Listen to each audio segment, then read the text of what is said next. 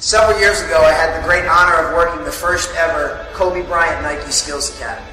Nike invited the top 20 high school shooting guards and the top 10 college shooting guards in the country to this camp with Kobe. And it's kind of funny now that I look back on it, how many of those players are now household names in the NBA. However, at that time, the least recognized player there was Stephen Curry. But I knew immediately that he was the most impressive, and that thinking long-term, he was going to be a future NBA superstar. And here's how I knew that. It was all because of his work habits. Now, those skills academies, we would have 2 workouts a day for 3 straight days. 30 minutes before every single workout, most players were still in their flip-flops and had on their headphones, and Stephen Curry had already started doing some form shooting.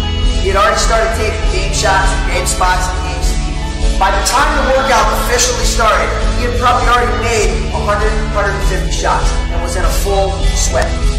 When the workout actually started, he was meticulous with everything that he did. He made sure that he had perfect footwork.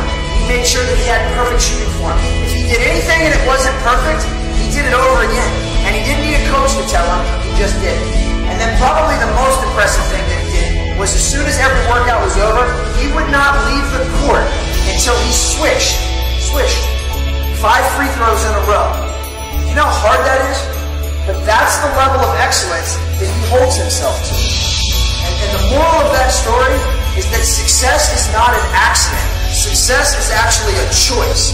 And Stephen Curry is one of the best shooters on the planet today because he has made the choice to create great habits. And my question to you is, are the habits that you have today on par with the dreams that you have for tomorrow?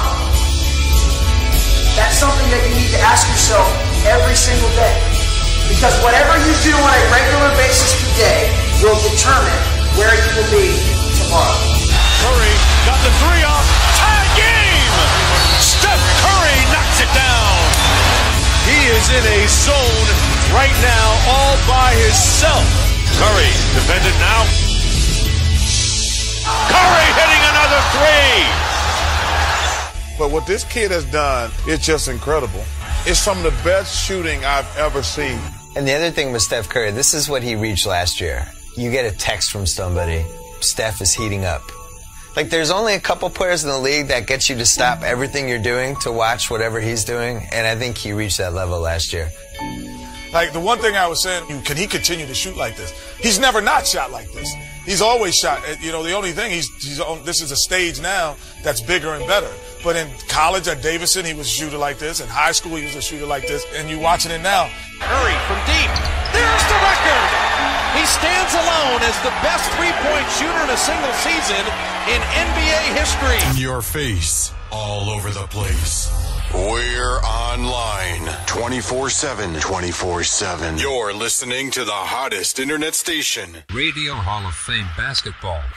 The first NBA radio for all the fans around the world. Radio Hall of Fame basketball. We talk about NBA.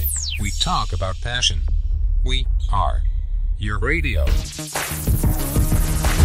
Shannon, who won this round of the standoff between the Cavs and Celtics? The Cavs won for the simple fact they got something after the trade was originally agreed to. If me and you sign a contract, Skip, and anything I get after the fact that you've already signed on the dotted line, Skip, even if I just get gym clips, I got something that you didn't originally agree to. So guess what? Guess what? You got gym clips. Well, give me that coffee mug. I need to get what that. For? Because I bet you yesterday they were going to get. I thought you said a first. He said a first. No, let me get that right there.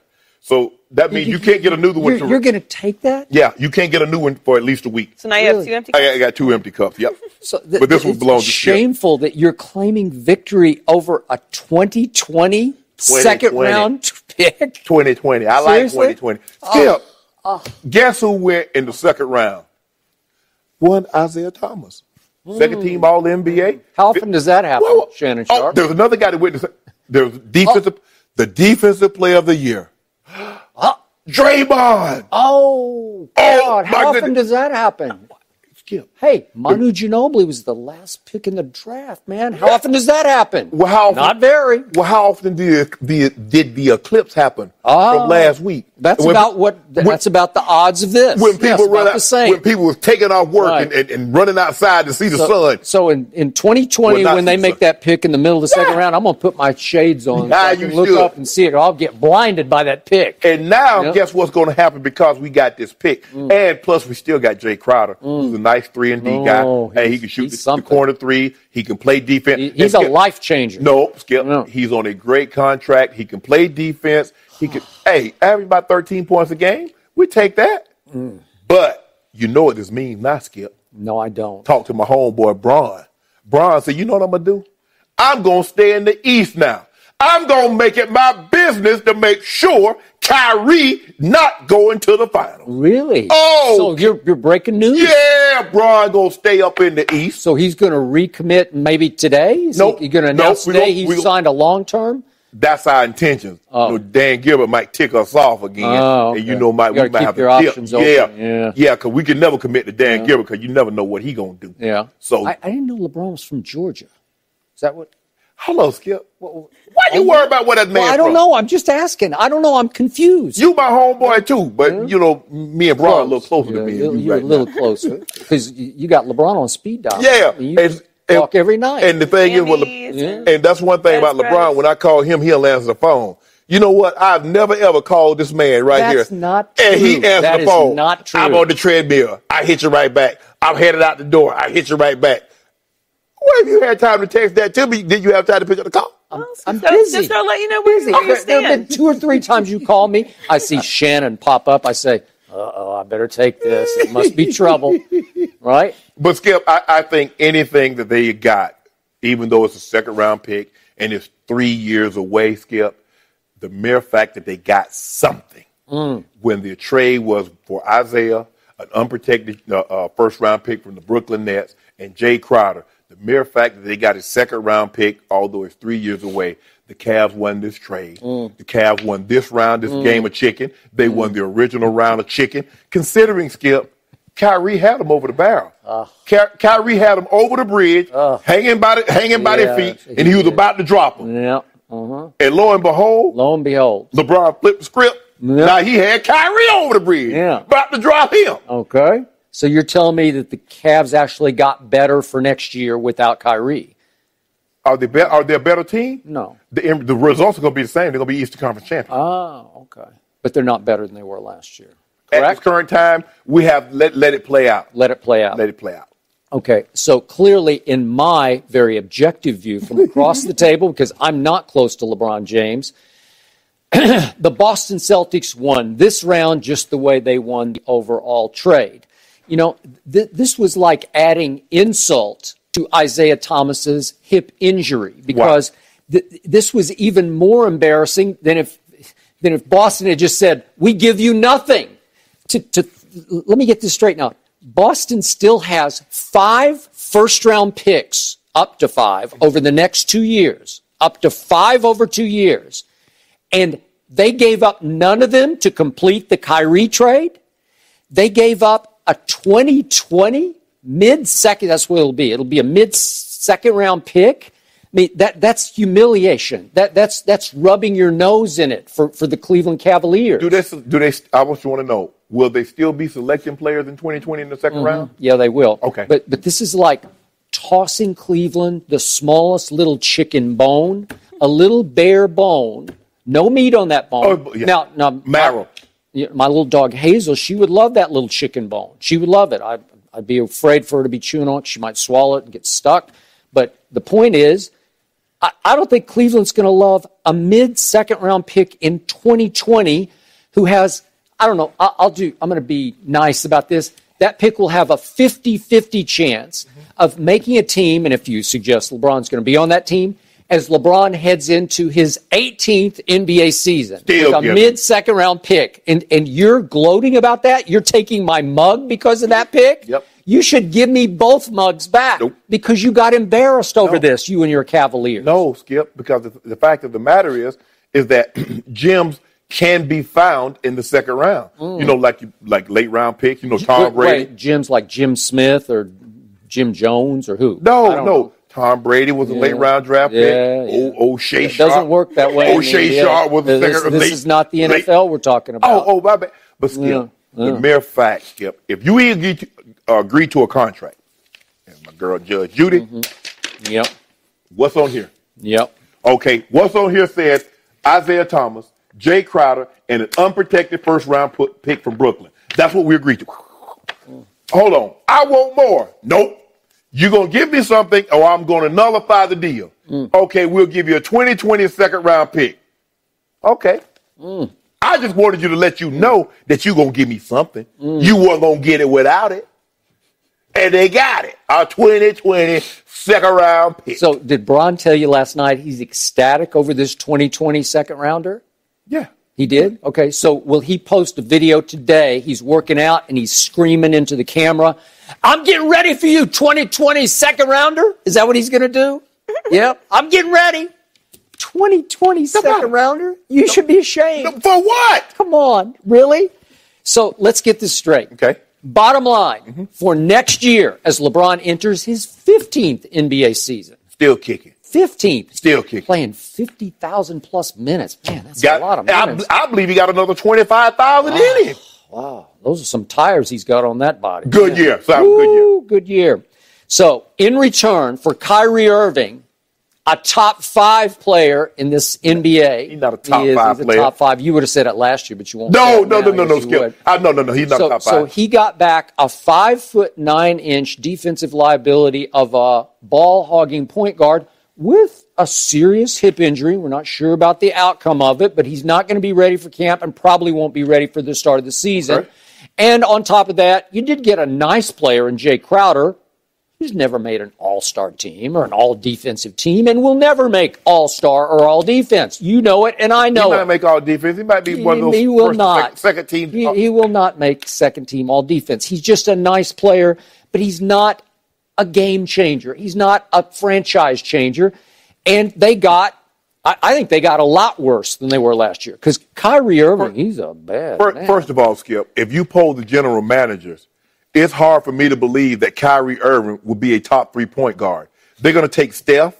They're going to take Russ. They're going to take James Harden probably. They're probably going to take John Wall. That's just at the point guard position. How about just as a basketball player? Okay, I'm going to take LeBron. I'm going to take KD. I'm going to take Kawhi. I'm going to take Anthony Davis. I'm going to take Steph Curry. I'm going to take Russell Westbrook. Do you want me to keep going or you want me to stop? I told you I would take Kyrie over Russell Westbrook. And again, I told you before the year started last year he's going to average a triple-double, and you laughed at me, and he did. But I'll still take Kyrie. He is as clutch as they come. Russell got clutch last year. He was pretty good down the stretch. But this man is unstoppable.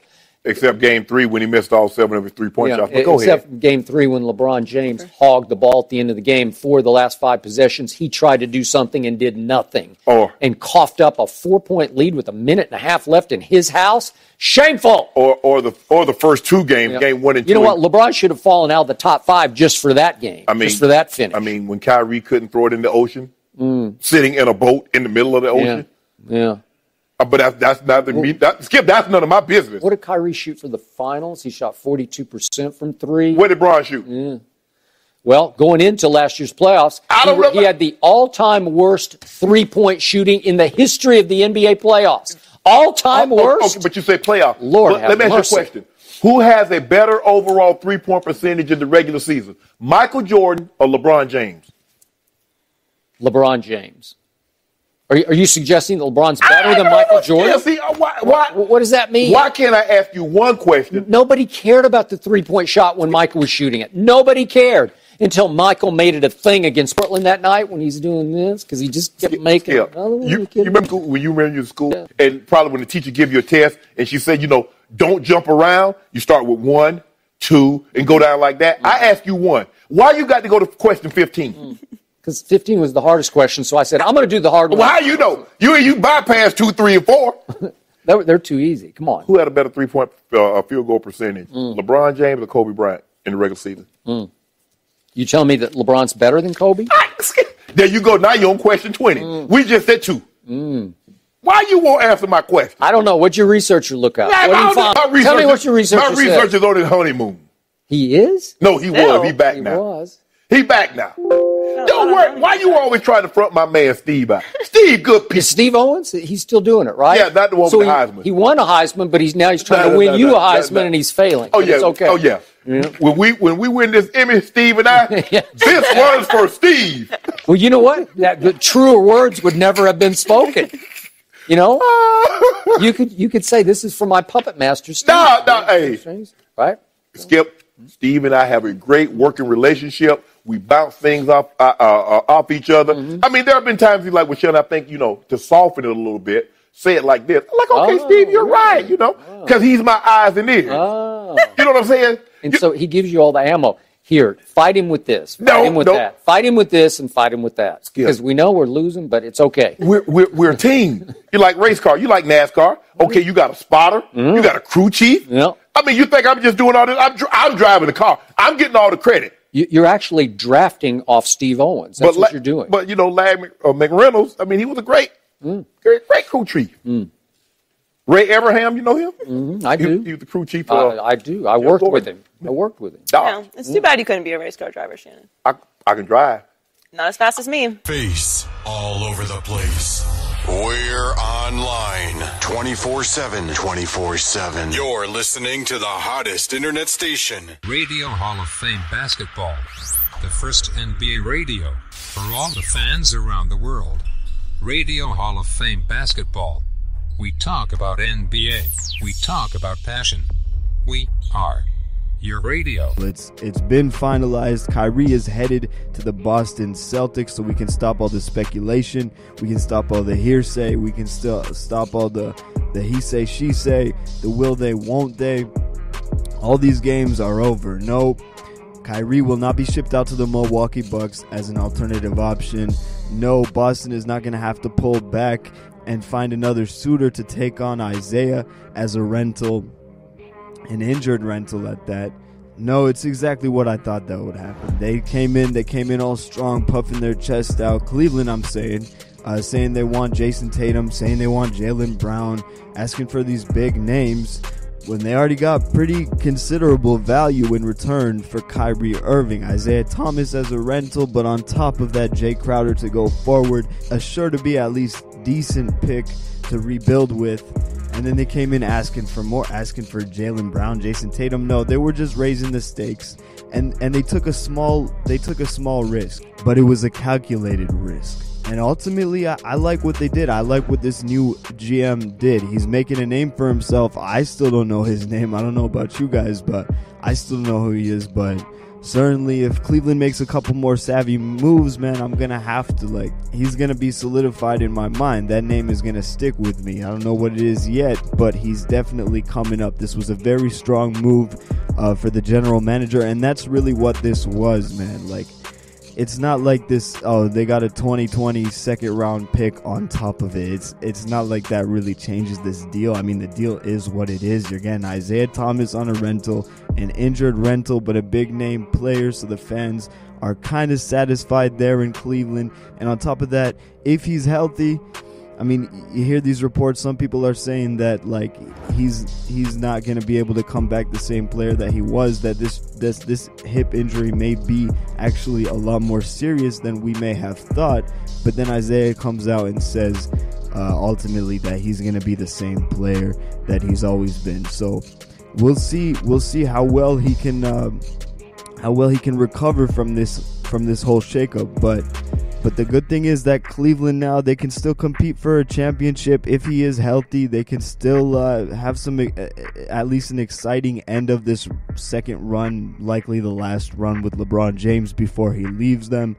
He ditches them for some other team in free agency next season, and we'll see who that team is. I'm still not sold on the Los Angeles Lakers. I think it's the most likely possibility, but I don't think by any means that's the best possibility for him. It's probably the safest route because he's not going to have pressure on him over there, and he's going to have a lot of the same kind of treatment that he got over in Cleveland. Not as much, but a lot of the same power, the things we talked about in that bittersweet truth about LeBron James video. He'll have a large amount of control there as compared to obviously like if you were to join the Spurs, which if you guys know me, you know that's my favorite destination for LeBron.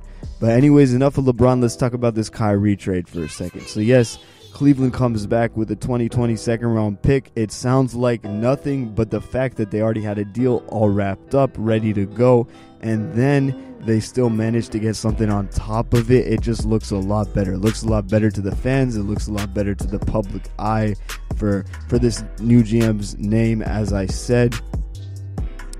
So I like what they did. I like what Cleveland did. For once, this was probably their first solid move of a disaster of an offseason, but it's still a losing offseason. And still, the winner of this trade here, they may be silent winners. They're not making any headlines right now because they didn't have the leverage here, obviously, since Isaiah Thomas was injured.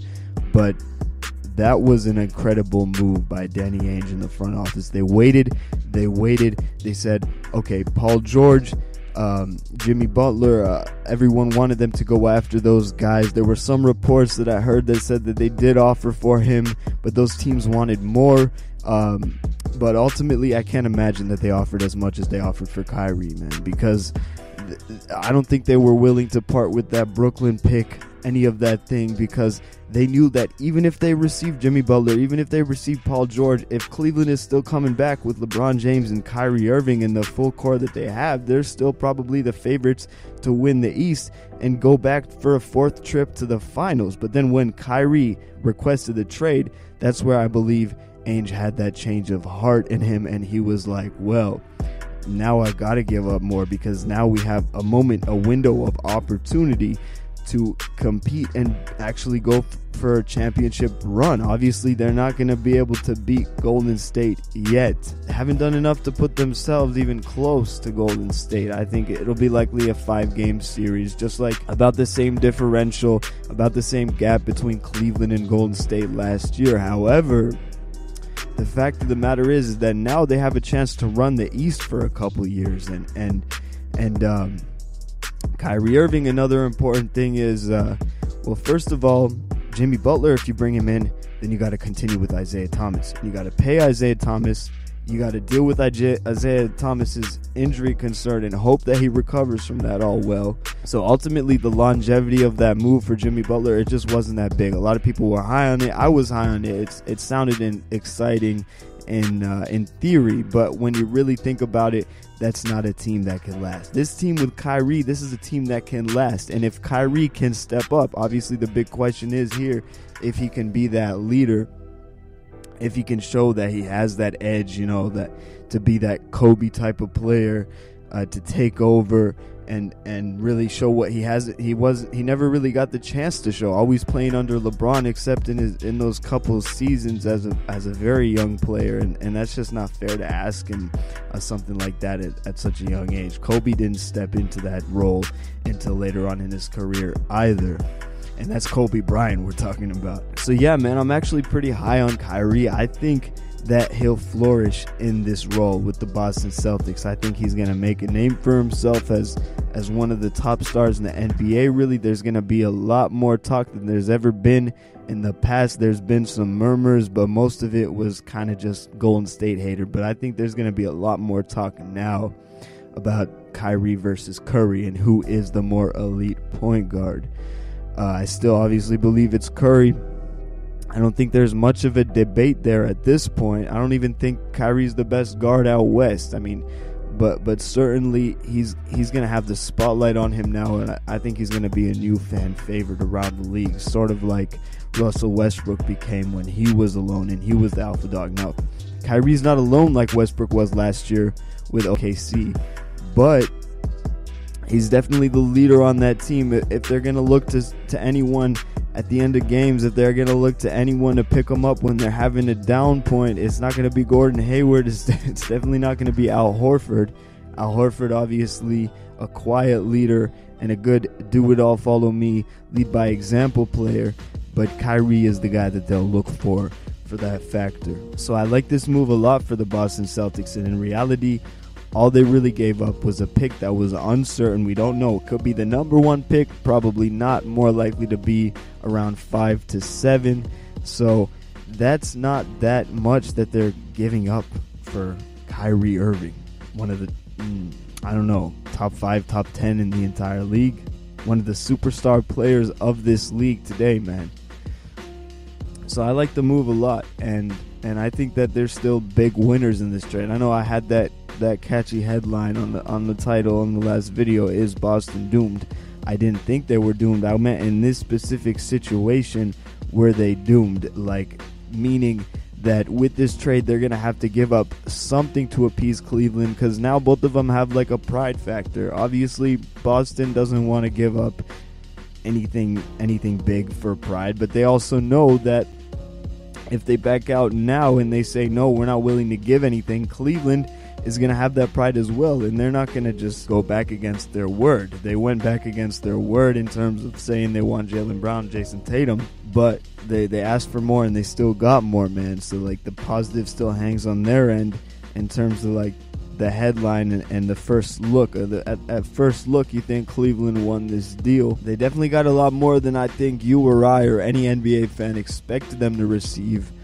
We all thought Kyrie's value was pretty low, but a first-round pick, Jae Crowder, but ultimately Boston came away the big winners from this trade. And now with this trade, with Kyrie leaving Cleveland, with the turmoil there, I think it's absolutely not even a question anymore who the new team to beat out East is, and that is now Boston. It's no longer Cleveland. That's over already. Even with LeBron James still on the roster, I don't care. And if you guys heard on that podcast that I just dropped on the second channel, I said that no longer is this just going to be a competition. There's going to be a real fight in the Eastern Conference this season, in the playoffs, in the Eastern Conference final, all the way up to the Eastern Conference finals. Not just in the regular season, not just in the first couple rounds, but really this is no longer Cleveland's conference. As I said, this is now Boston's conference, hands down.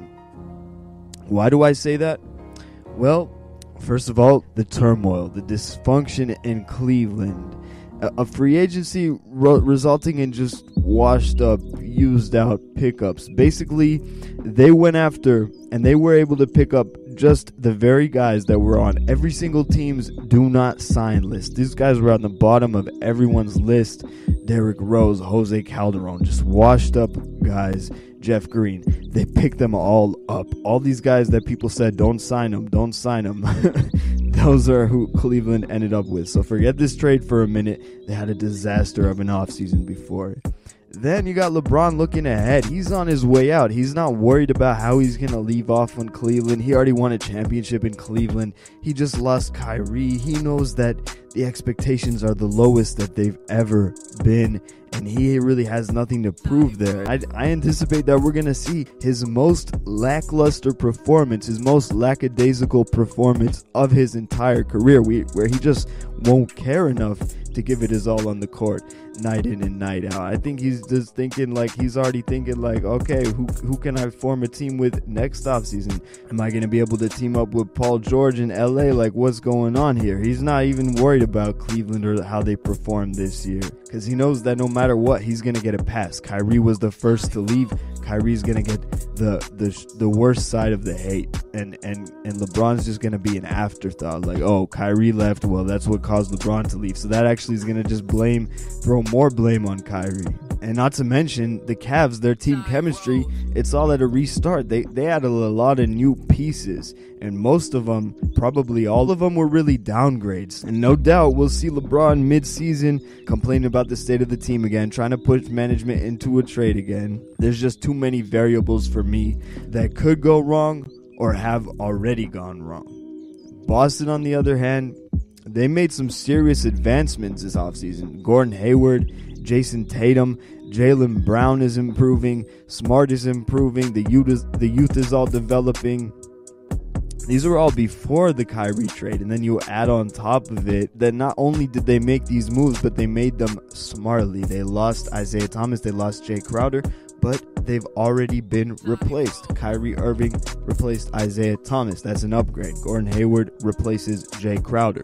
That's an upgrade. Obviously, you lose some parts of the game. that you won't have with Gordon Hayward there. But the good thing is that he's a great defender. He can shoot the ball a lot better than Jae Crowder. And he's just overall a much, much better scorer. Jae Crowder, I think, even if they kept Isaiah, they would have had to move on from them. There was just no space for him on the team. He was going to clog up that front line. They were going to have not enough time to develop Jaylen Brown and develop Jason Tatum. So I think Jae Crowder had to go. So ultimately, all the guys that they got rid of, it was calculated and it was smart. I really like what Boston did this offseason. I think they're on their way to being the number 2 team in the entire NBA, not just the number 1 team in the East. I don't think they're there yet, but I think they're on their way. You guys let me know in the comment section down below, who should Golden State have the biggest fear of? In your face, is it Boston all now? over Is the it place. Is it Houston? We're online Antonio? 24/7. You're listening to the hottest internet station. Radio Hall of Fame Basketball, the first NBA radio for all the fans around the world. Radio Hall of Fame Basketball. We talk about NBA. We talk about passion. We are your radio. Are you made for the Mamba mentality?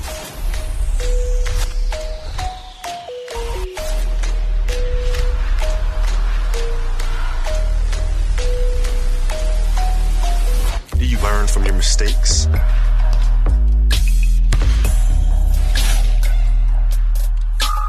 Can you draw strength from your failures?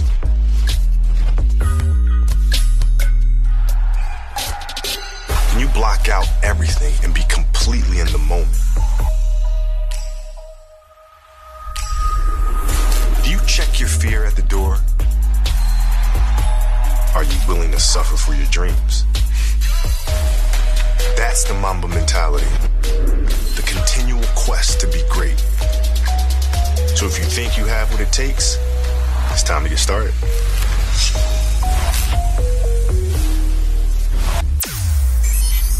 In your face, all over the place. We're online 24/7. You're listening to the hottest internet station. Radio Hall of Fame Basketball, the first NBA radio for all the fans around the world. Radio Hall of Fame Basketball. We talk about NBA. We talk about passion. We are your radio.